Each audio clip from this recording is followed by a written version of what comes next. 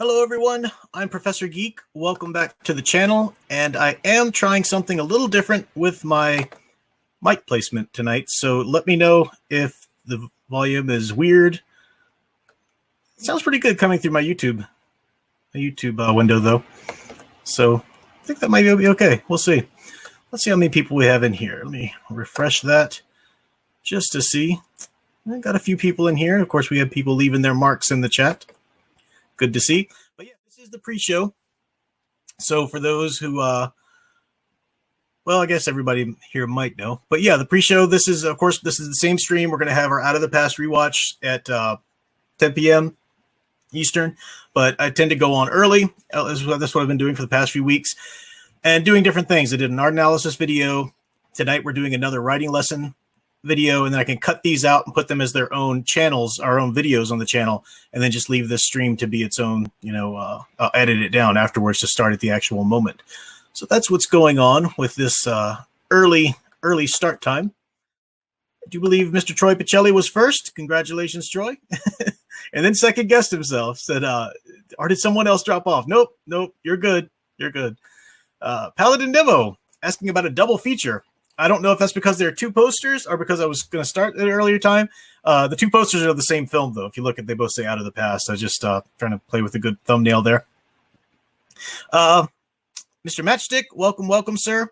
Yeah, talk to me, Mr. Matchstick.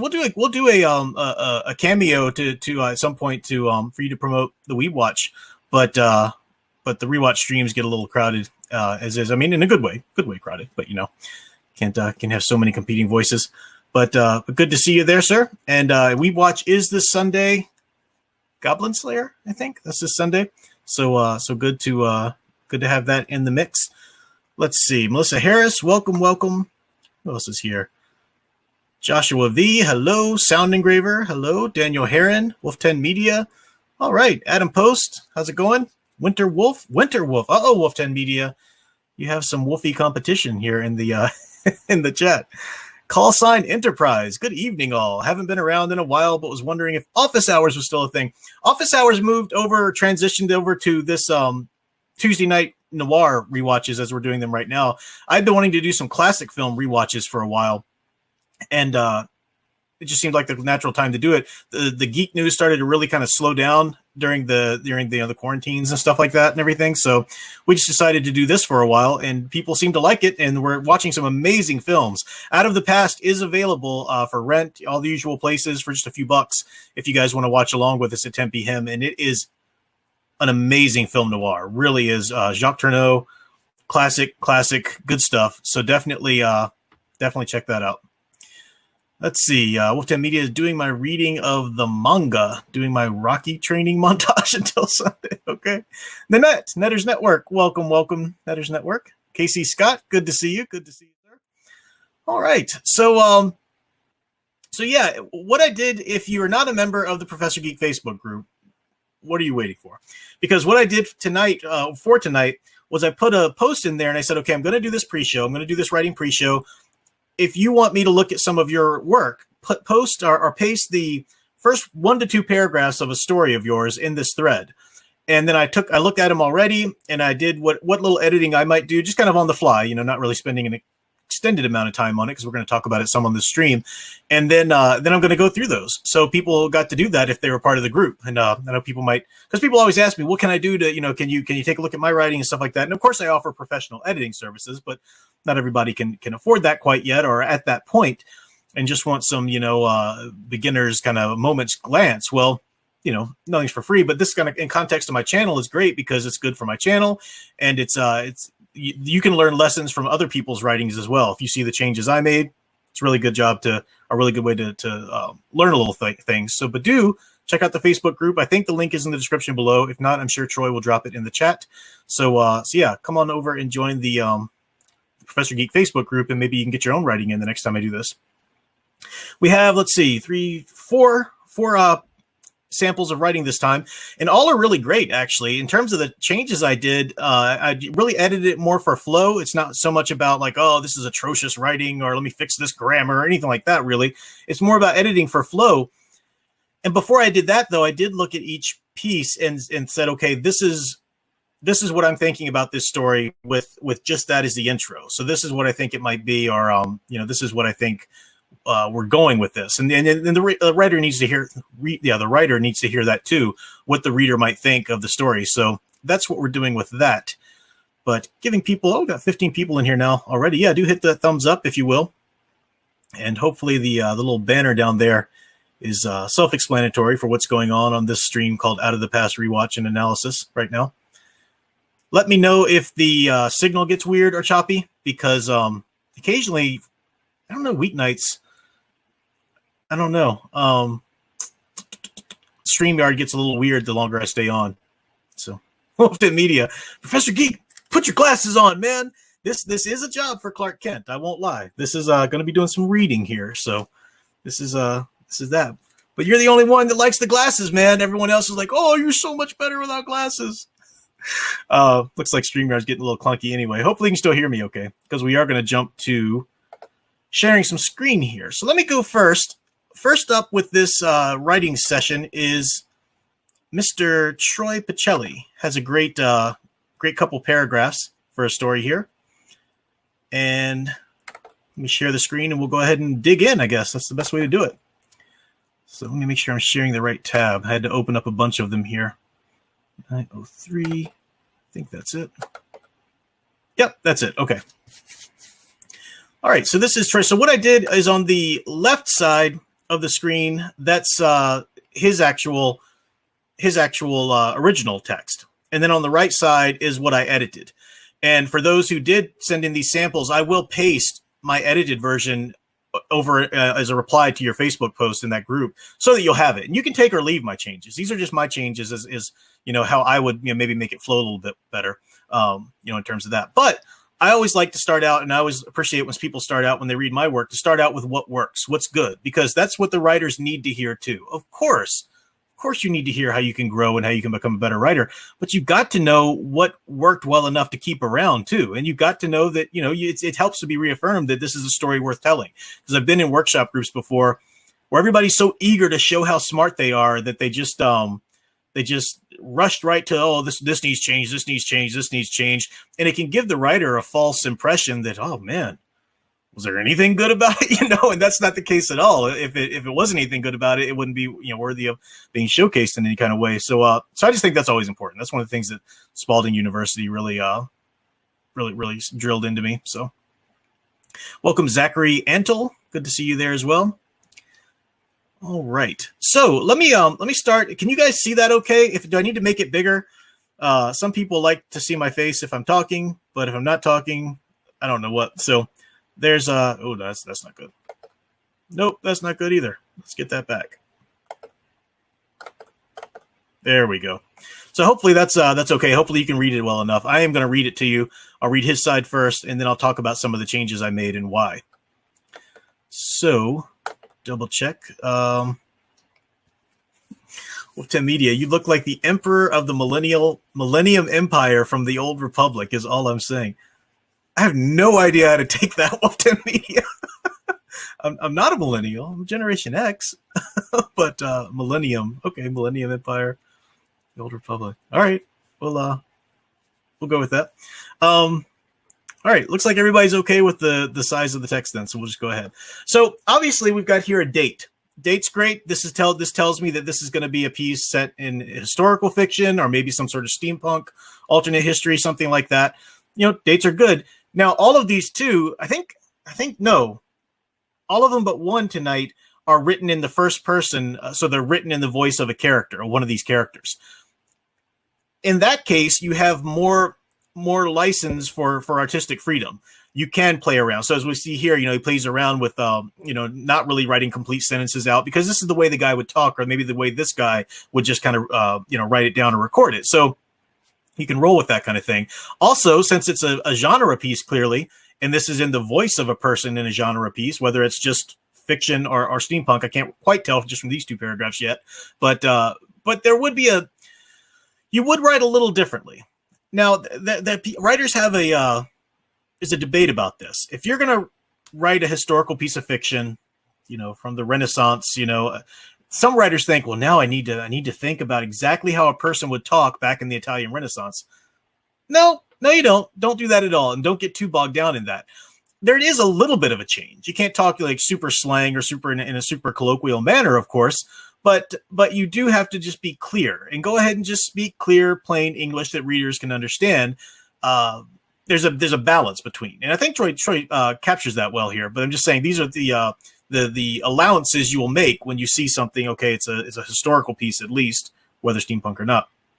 So let me read Troy's side. I think I'll read his all the way through. Then I'll read my side all the way through. We'll see how that works anyway. And then I'll talk about the specific changes I made. All right. November 5th, 1881. Guy Fawkes Night. The anniversary of the discovery of a plot organized by Catholic conspirators to blow up the Houses of Parliament in London in 1605. There are still conspiracies, only the stakes are far greater than the seat of the British government. God save the Queen. However, I am getting ahead of myself. While many people were lighting bonfires and imbibing enough grain alcohol to fuel one of Lord Lincoln's newfangled doodahs, well, I too imbibed grain alcohol, albeit in moderation. Specifically, I was sipping a brandy in the drawing room in the company of a guest, Mr. Jeremy Burkett, a tinker by trade, but someone very talented in obtaining things that are very hard to come by. On this night, Mr. Burkett had brought me a book. Okay, so what's great about this is that we set the setting with an actual date. We know that much. We've got the, we don't know exactly where we are yet. I guess possibly here in, you don't know really if you're in England or if you're in America yet, because he mentions the Queen, but he also mentions Lincoln. That's okay. We'll find that out in the third paragraph. I'm just saying just from this part, but we've got the scene set. We know we're a genre piece. And then we've got tension in the next paragraph, because now we know that this Mr. Jeremy Burkett, a tinker by trade, but someone very talented in obtaining things that are very hard to come by. So is this some sort of underworld dealing? We don't know yet, but there's something about this book, so we're moving to a mystery. If you're providing a mystery in the first two paragraphs, that's great. That's really good to your reading. And of course, in the next paragraph or whatever, we might find out a little bit more. You don't need to find out the entire, rules of the universe are in just the first paragraph there. So let me read my version of this. And you can see them juxtaposed next to each other. November 5th, 1881, Guy Fawkes Night. The anniversary of a plot organized by conspirators to blow up the Houses of Parliament in 1605. There are still conspiracies today, only the stakes are far greater than the seat of British government. God save the Queen. But I am getting ahead of myself. While many people were lighting bonfires and imbibing enough grain alcohol to fuel one of Lord Lincoln's newfangled doodahs, I too was imbibing grain alcohol, albeit in moderation. Specifically, I was sipping a brandy in the drawing room. A Mr. Jeremy Burkett had come to call. A tinker by trade, Mr. Burkett was someone very talented in obtaining things that are very hard to come by. On this night, Mr. Burkett had brought me a book. All right, so you can see right away that I chopped up some of the sentences and added some sentence structure variety. Now, I did lose some words and some things that maybe Troy really feels necessary to be in there. Like, for example, I cut out the word Catholic from Catholic conspirators. That first sentence was a long sentence. Maybe when you even heard me read it over there, it's a long one. It's a really long sentence to start out on. Guy Fawkes Night, the anniversary of the discovery of a plot organized by Catholic conspirators to blow up the Houses of Parliament in London in 1605.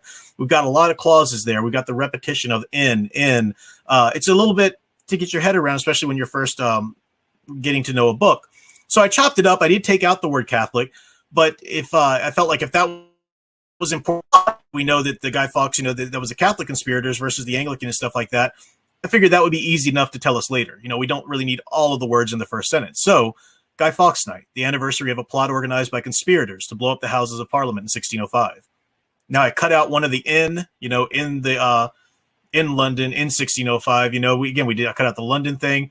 You can add that information later if it's definitely necessary. But this gets us off the most pertinent information, which is the idea of conspirators. And I haven't read this story of Troy's, I don't know, but I'm guessing the conspirators is where we're going here. The idea that this is Mr. Burkett coming to him with his book.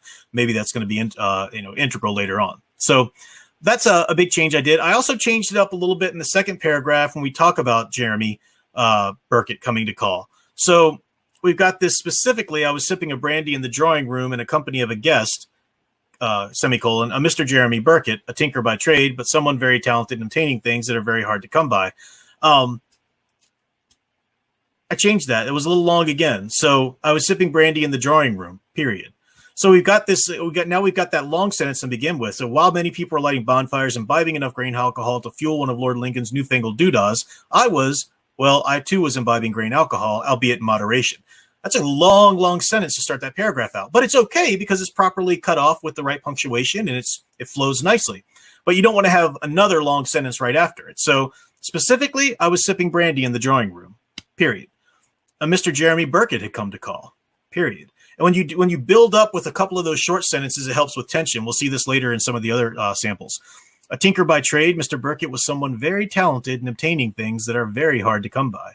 And I love that repetition of the word very that Troy used, because that's kind of drawing attention to that. He's very hard, very good at things that are very hard to come by.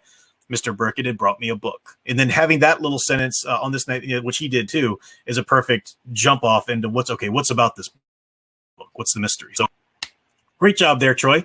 That's the changes I would make. And, again, take them and leave them as you want, but I will paste that over in the Facebook group. And I'd be very interested in finding out what's going on in that story and what's happening in it. So very cool. Let me check in with the chat here before I continue on. The Sith Lord with the bald twins and the crazed daughter and his strange wife. Wow. Thanks, Wolf Den Media. Yes, call sign Enterprise. I think that Wolf is referring to the fact that the Sith Emperor is a handsome, silver-haired and bearded gentleman. What's a silver hair thing? I've got some grays, call sign Enterprise, but come on now. All right, let's move on then to next sample. Let's see. This is from our good friend Aged Boomer. Let me see if I can paste this properly. Okay, did that work? Are you guys seeing Aged Boomer's sample now? I'm waiting for my StreamYard to catch up, but for my YouTube to catch up. But yeah, StreamYard looks like we've got it here. All right, so again, what I'll do is I'll read his side. I'll read his words here, and then I will talk about what's good about it, go through that, and then I'll talk about what I changed with it. So here we go. Double check there. All right, so I'm going to read his part here. Brenda LaBarge is my new next-door neighbor. I see her jump out of the Hertz truck while I'm pruning and almost clip one of my pinkies. I know it's her. Same ice blue eyes and chalky complexion, hair black as coal slurry. Bustling up behind her is some surfer dude, a boyfriend or husband love-struck enough to look past the patricide. Brenda LaBarge has murdered her parents, soaked the whole house in gasoline and burned them alive while they slept. Her attorney said all of the evidence was circumstantial. It didn't matter that Brenda had purchased and filled 2 gas cans the day before. It didn't matter that a green Lamborghini sped out of her parents' house not long before the whole place went ablaze. Juries are stupid. Brenda got a big, fat inheritance and ceased being a tabloid sensation. I had forgotten about her until now. All right, so what's good about that too? Tension right away. We know by the end of it, so you're just going about your business and your daily, the speaker anyway of this is going about his business and his daily life. And then suddenly this big, huge previous news sensation, this celebrity who's apparently burnt her parents alive, is moving in next door to him. Great tension. Great. That's setting up a nice little Disturbia suburbia, kind of setting story. So I definitely would be interested in finding out what's going on there. The idea that she's got some man behind her, you're setting up a lot of things like that. And you're able to tell us what basically happened in her story pretty concisely. In a short little paragraph, we get the backstory we need. Other writers might want to give us an entire news clipping or an entire conversation where they talk about all this, and that, but you gave us that pretty concisely there. So again, good on that. Let me read through my, the last word got cut off on my side there. I actually ended up putting in a little bit more on Aged Boomers, cutting up some sentences still differently, but actually adding, I think, to the body of it just for the sense of flow. Now, the very first sentence there, when he says, Brenda LaBarge is my new next door neighbor. Well, we don't know who Brenda LaBarge is. Clearly, this is a made-up character in his universe here that is this woman who's, got off for killing her parents and everything like that. But we don't know that. So that name means something to our speaker here. And if anybody in his universe were to read what he's writing, they would know right away when they hear Brenda LaBarge, oh my gosh, that Brenda LaBarge? It takes us until the second paragraph to go, oh, so you knew who that was before she got, oh, okay, I get it. So I just did a very subtle change in the beginning there. I said, Brenda LaBarge, the Brenda LaBarge is my new next door neighbor. All right, little clause added in there, but that tells readers that this Brenda LaBarge is somebody that we would recognize if we were in that universe. A little subtle change there. So let me just finish reading it, and then we'll talk about the changes. Brenda LaBarge, the Brenda LaBarge, is my new next-door neighbor. I see her jump out of the Hertz truck while I'm punching... Sorry. I see her jump out of the Hertz truck while I'm pruning and almost clip one of my pinkies. I know it's her. Same icy blue eyes and chalky complexion from the news stories. Hair black as coal slurry. Bustling up behind her is some surfer dude, a boyfriend or husband, love-struck enough to look past the patricide. For Brenda LaBarge had murdered her parents, soaked the whole house in gasoline and burned them alive while they slept. Her attorney said all the evidence was circumstantial. It didn't matter that Brenda had purchased and filled 2 gas cans the day before. It didn't matter that a green Lamborghini had sped out of the driveway not long before the place went ablaze. Juries are stupid. Brenda got a big fat inheritance, and the tabloids soon moved on to the next juicy sensation. I had forgotten about her until now. All right, so you can see there I cut some sentences up, but I added a couple words in a couple of places. In that first, it's her, same, I know it's her, same icy blue eyes, chair. I think I did that okay. In the second paragraph, her attorney said all the evidence was circumstantial. Didn't matter that Brenda had purchased... I cut out some of those words in that sentence. It didn't matter that a green Lamborghini sped out of her parents' house not long before the whole place went ablaze. Whenever you can cut words, it's good to cut them, unless you're looking for a longer sentence in between to mix things up. So I just cut that, cut some words out. It didn't matter that a green Lamborghini sped out of the driveway not long before the place went ablaze. It doesn't need to know that it was the parents' house again. We got that information, Juries are stupid. Now, I should just one more change. Brenda got a big fat inheritance, and he said... and ceased being a tabloid sensation. Okay, ceased being a tabloid sensation. We get that. I got that after I read it. Like, oh, okay, so time passed and they moved on or something like that to something else. But the way it's worded there and ceased, it's something that she did. She ceased doing this. It was like, did she go into hiding or something? I don't know. Maybe that's what you're trying to say. I don't know, Edgy Boomer. But I just changed it to make it a little bit more sense that some time had passed. They moved on to the next person. But now this old sensation is coming back into this life. Juries are stupid. Brenda got a big fat inheritance, and the tabloids soon moved on to the next juicy sensation. I had forgotten about her. No, so soon moved on. That kind of idea. Instead of giving her the agency in that verb that she ceased. So I just gave it to the tabloids that move on. You can change that back if there's something in the story that actually is supposed to lean towards her consciously halting her activity or something like that. But, all right, let me check back in with the chat here. Can you begin a short story, Age Boomer says, with summary, or do you want to start out with a scene?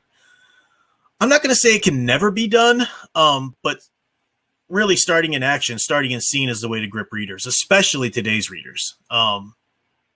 It's been done. You got classical stories that start out with summaries and stuff like that. But again, that's for a classical readership that had more tolerance for that kind of thing and whatnot.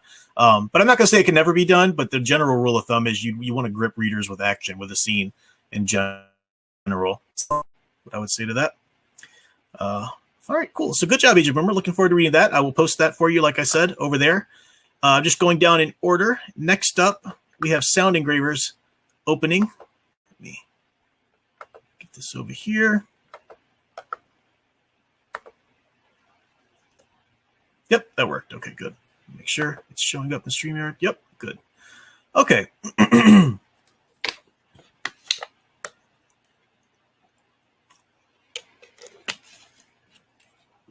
So a shorter paragraph here. Let me read through hers, as I said, as I've done with the other two, and then we'll talk about that first, and then we'll move on to the changes I made. He should have been killed by now. He wants death. He admires death like it's a luxury only a few have the privilege of experiencing, and he says he wants to indulge me in the pleasure of death before he indulges himself. If only they would kill him, but they don't. Instead, they keep him locked up.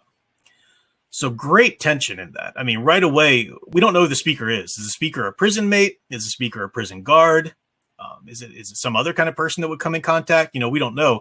But that's good tension. So this guy is in jail, for death or whatever, but they won't. They just want to keep him imprisoned, and the danger of him getting out. That palpable danger.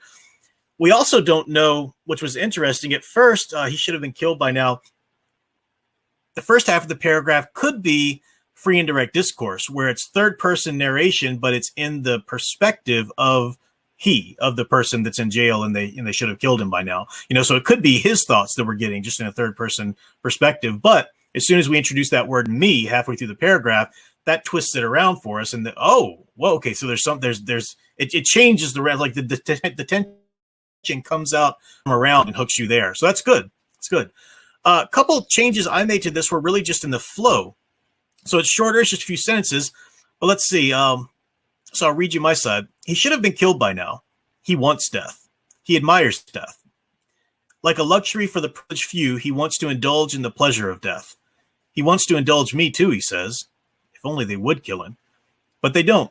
Instead, they keep him locked up. All right, so you see some of the changes I made there. The first couple sentences are pretty much the same. He should have been killed by now. He wants death. Now you had in your third sentence, he admires death like it's a luxury only few have the privilege of experiencing. And he says he wants to indulge me in the pleasure of death.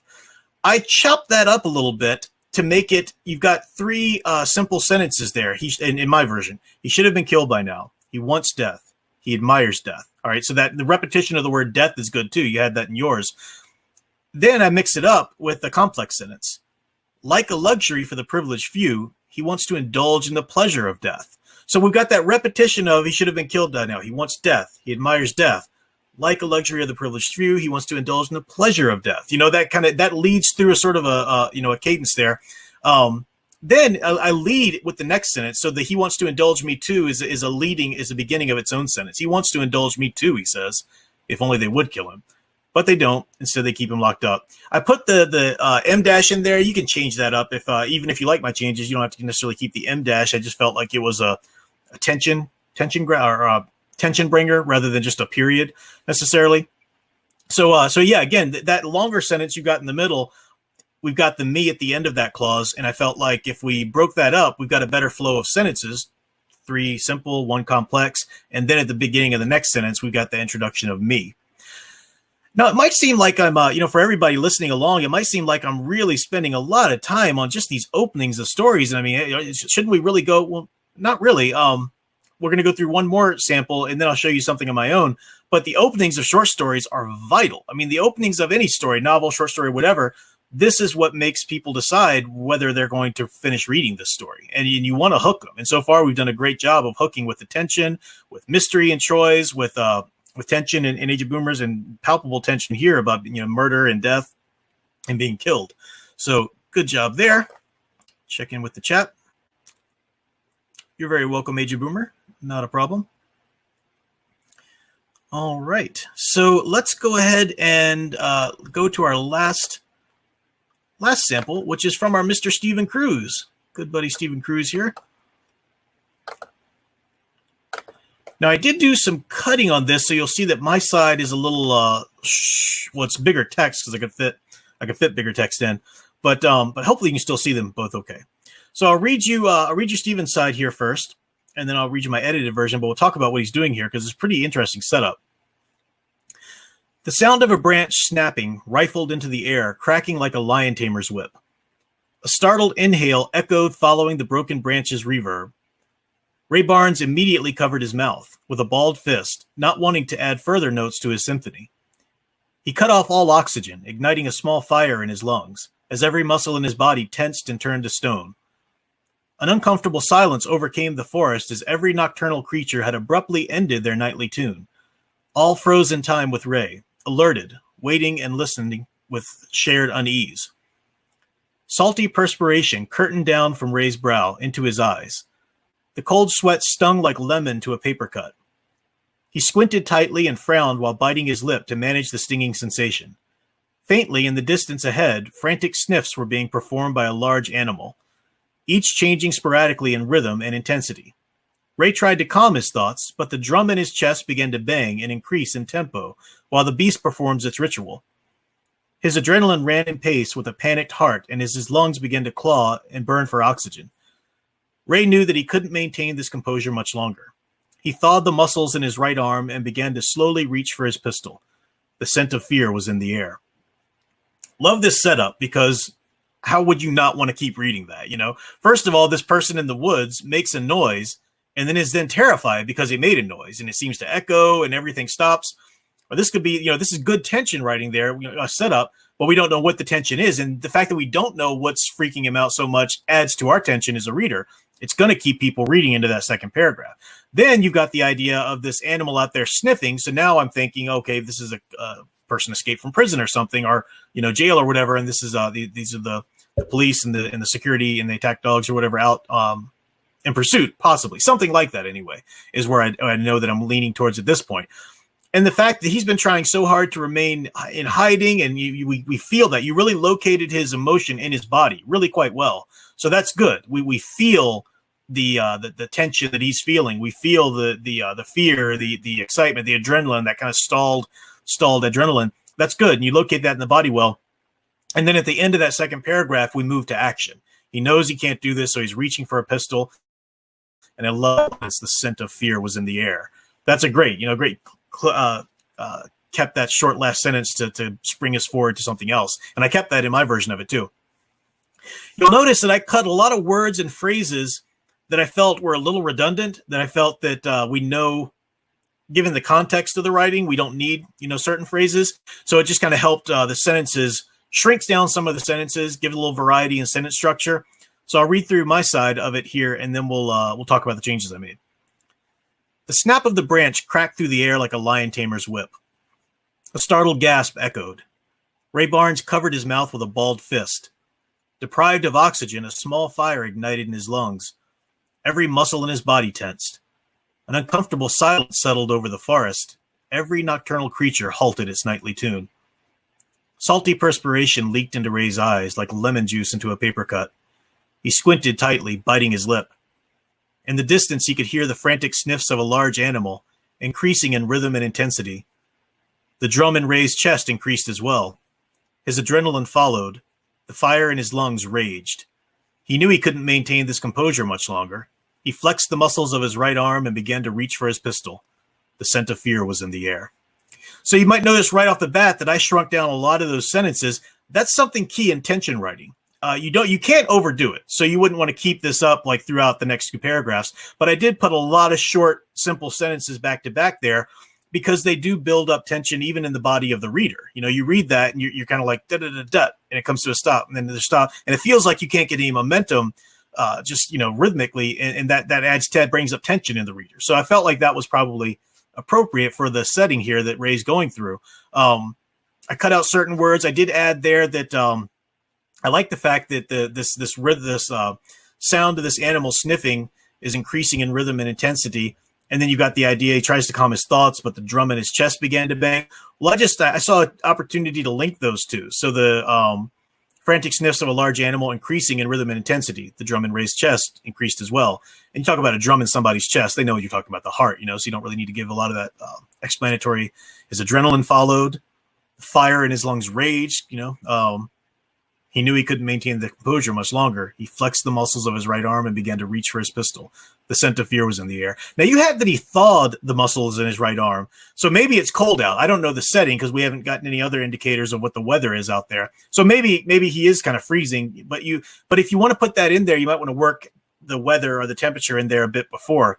So it's here we've got I say he relaxed his muscles because that's a little bit more in keeping with the tension that he says, he's frozen like a stone, and now he's got to be, relaxing that arm to reach for the pistol. So that's the change I did. Again, take these or leave them, but hopefully they serve as sort of lessons. I do have one more thing to show, actually, but let me go back to the chat and check in with folks. Sound Engraver, I like the addition. He says that's good. Yeah. Yes, thanks for the chopping up the sentences. Need a faster flow. Cool. Glad you liked it. Glad you liked that. Steven Cruz, liking the edit too. Thank you. Yeah, that the lemon juice and the paper cut. Like I said, you did a really great job locating his feelings in his body, which is good. So, yeah, I like that. All right. Let me show you one last thing. This is a piece of writing that I did last night, actually. Brand new story. And I was talking about the beginnings of short stories and how to, you slave over them a little bit. Let me get this down here before I'm ready to show it. You slave over the beginning of short stories, and there's a reason for that, because they do catch the reader and they tell the reader whether or not they're going to continue reading this story. some writers, and many of you, this seems to be the majority of writers. So it's okay if this is the majority of writers, but some writers tend to, they just need to get their whole story out. We've got to get the whole story out. It doesn't matter what. And then we can come back and edit. And that's okay. Some writers work well with that. In fact, that's what you'll hear most writing professors tell you to do. So that's good. I am not that kind of writer. I cannot continue working through a story if I don't like what I've written thus far. Not just the story part, but the actual prose of it. I need that. I need that confidence to go on even. And I don't always know, like for this story here, this is going to be a Blue Wonder story. And I know the concept. I know what I'm bringing out here, but it's I don't know exactly how it's going to fall out. So I'm letting the prose kind of tell me that. I don't know. I'll read through it and we'll see here, and I'll show you. Let me share it first. All right. So this is what I did just last night working on this story. And I might want to make changes now as well, but this has gone through like 5 or 6 drafts as well. Just this paragraph and like 2 sentences more of another one. Greg's teeth chattered like a cheap Halloween prop. He shoved his fists into his pockets to ease the tension in his shoulders. Relax, he told himself. No one's here. Now that the rain had stopped, a wet fog hung in the air like a guilty conscience. The ground made a sucking sound under each flagstone as he walked. He could still see the white paint on the house, despite the darkness within and without. It seemed to shrink from him like a woman in terror. He looked to the right of the porch steps, then to the left. He'd seen the false rock countless times. Kurt would push past him in the hallway or punch his shoulder while laughing at his sales numbers, and Greg would see flashes, the rock, the code, the silver. The rock was on the left. He picked it up.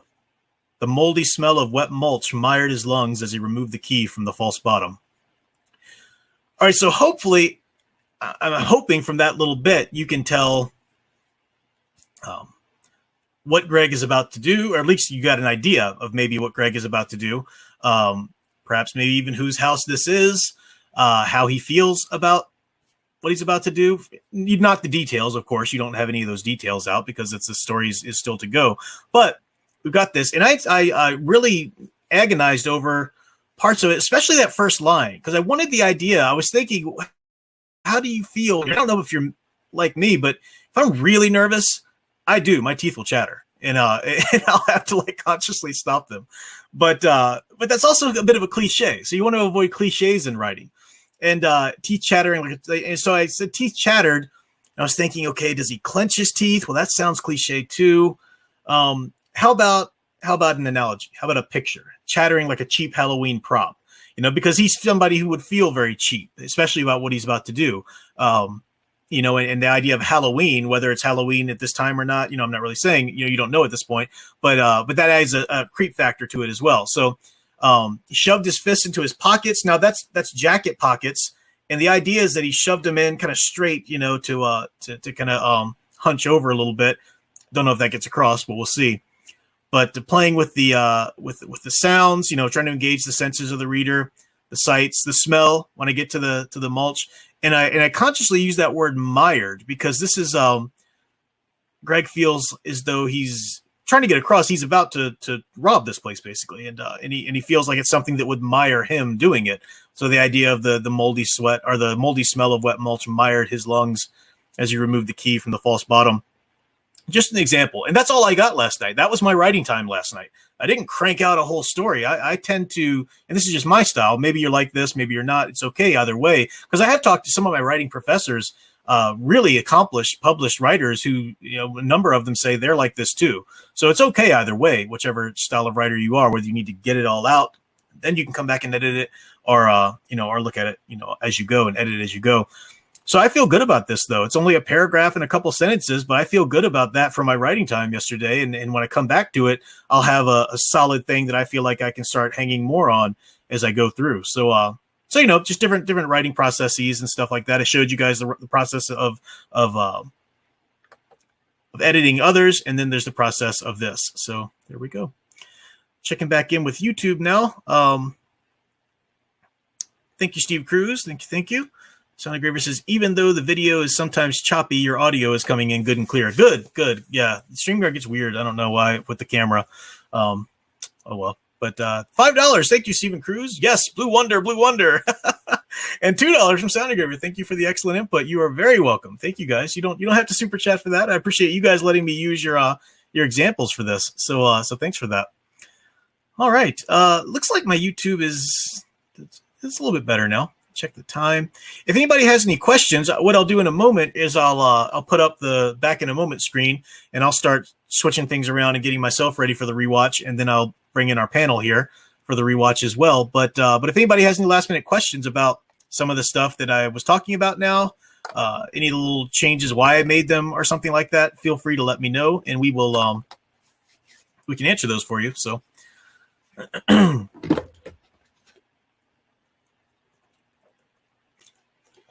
Yeah, it's choppy screen. I don't know what's up with that. That's annoying. But let's see. Seeing if I missed anything in the chat there too. I don't think so. Owen Lister, $4.99. Hey, Prof, how are you? Wow, thanks for the super chat, Owen Lister. I haven't seen you around in a while. Good to see you though. I didn't realize I'm probably going down in volume, stepping away from this mic. I used to be right up on the mic, but then I realized that I maybe don't have to be.